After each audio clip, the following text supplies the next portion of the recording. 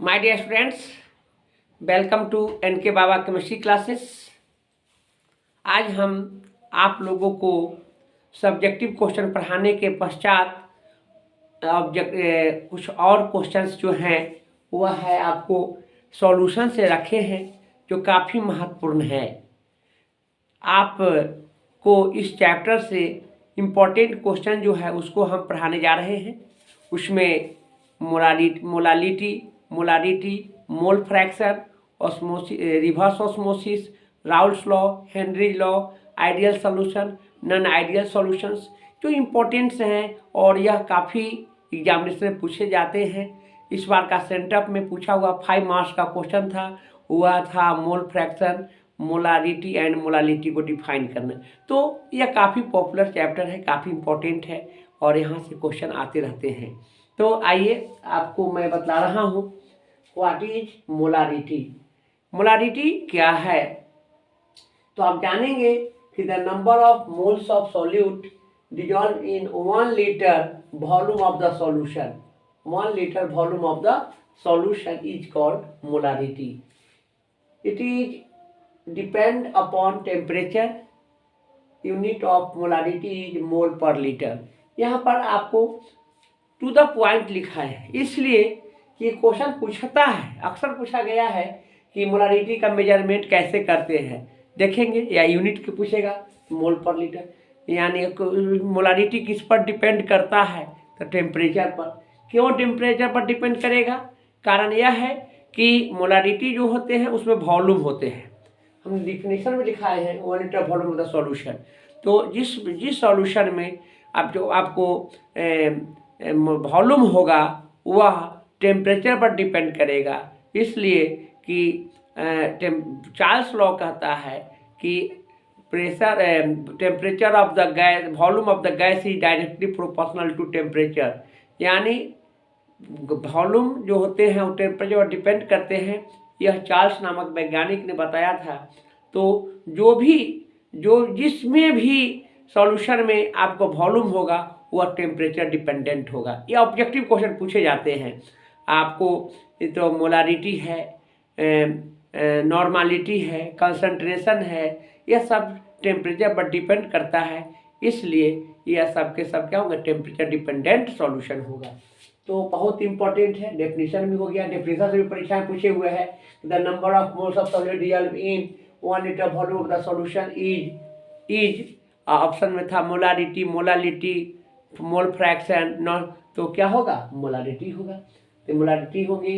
ये एक objective question ये भी बन गया, दूसरा ऑब्जेक्टिव, तीसरा ऑब्जेक्टिव, तीनों मिला देंगे तो एक सब्जेक्टिव हो गया।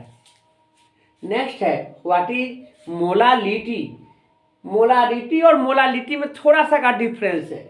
मोलारिटी में 1 litre volume of the solution होता है और इसमें 1 kg mass of the solvent होगा। देखेंगे the number of moles of solute dissolve in 1 kg mass of the solvent is called molality.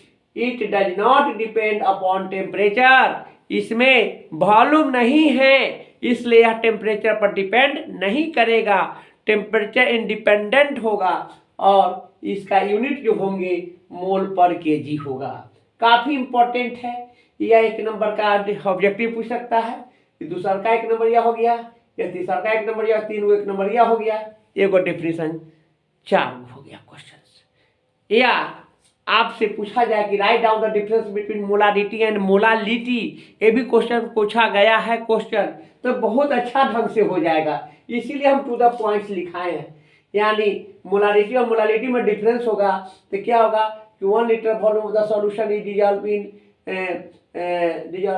Number of moles of solute is dissolve 1 litre volume of the solution is called molarity. इसमें कहेंगे number of moles of solute is dissolve in 1 kg mass of the solvent is called molality. इसमें it is depend upon temperature, इसमें it does not depend upon temperature. Unit of molarity is mole per litre, unit of molality is mole पर KG. तो आपको difference वाला भी हो गया। यहाँ से कई क्वेश्चंस बन गया, 3 डेफिनेशन, 1 डिफरेंस और 6 ऑब्जेक्टिव। तो बहुत ही है इसमें, इसको बढ़िया से पढ़ लेंगे, क्लियर हो जाएगा सब। नेक्स्ट है what is mole fraction. Mole fraction क्या होता है टू नंबर ऑफ मोल्स का रेशियो होता है। कौन कौन मोल्स? तो कंपोनेंट का मोल्स, कंपोनेंट मतलब सॉल्यूट एंड सॉल्वेंट, और total number of moles of solution, यानी कंपोनेंट्स के number of moles of component, the ratio of number of moles of component and total number of moles of component, that means number of moles of solution is called mole fraction. It is denoted by x, x से represent करते। It does not depend upon temperature, it is unitless. इसका कि इस unit नहीं होंगे, इसलिए नहीं होगा कि दो सिमिलर फिजिकल क्वांटिटीज का यह रेशियो है। तो इस तरह से काफ़ी इंपॉर्टेंट है, ध्यान में रखेंगे। यहाँ से एक डेफिनेशन होगा। अब दो ऑब्जेक्टिव क्वेश्चन हो गया। कौन सा सॉल्यूशन डिपेंड यूनिटलेस होते हैं? तो मोल फ्रैक्शन। ये बार मोल फ्रैक्शन किस पर डिपेंड नहीं करता है? तो टेम्परेचर पर। काफ़ी अच्छा क्वेश्चन है, पूछा है इस बार एथी में, सेंटअप में पूछा जाएगा, अच्छा क्वेश्चन है। नेक्स्ट है what is Henry's law. Henry law जो होते हैं, यह होता है कि आप जानेंगे कि वेपर प्रेशर जो होते हैं सॉल्यूशन का, वह और मोल फ्रैक्शन ऑफ सॉल्यूशन दोनों एक दूसरे का डायरेक्टली प्रोपोर्शनल होता है। कब? जब टेम्परेचर को कांस्टेंट रखा जाता है। तो इसी तरह से राउल्स लॉ है। राउल्स लॉ, और राउल्स लॉ में होता है कि टेम्परेचर को कांस्टेंट कर दिया जाए और vapour pressure of the component, उसमें तो सॉल्यूशन था, इसमें कंपोनेंट होंगे। Vapour pressure of the component is directly proportional to directly proportional to mole fraction of the component at constant temperature. तो इस तरह से अच्छे अच्छे क्वेश्चंस को हमने यहाँ रखा है और इसको पढ़ने की आवश्यकता है। याद ऐसे ही हो जाएंगे, एकदम सिंपल लैंग्वेज में है। ऑब्जेक्टिव सब्जेक्टिव टोटल के टोटल यहाँ से बन जाएंगे।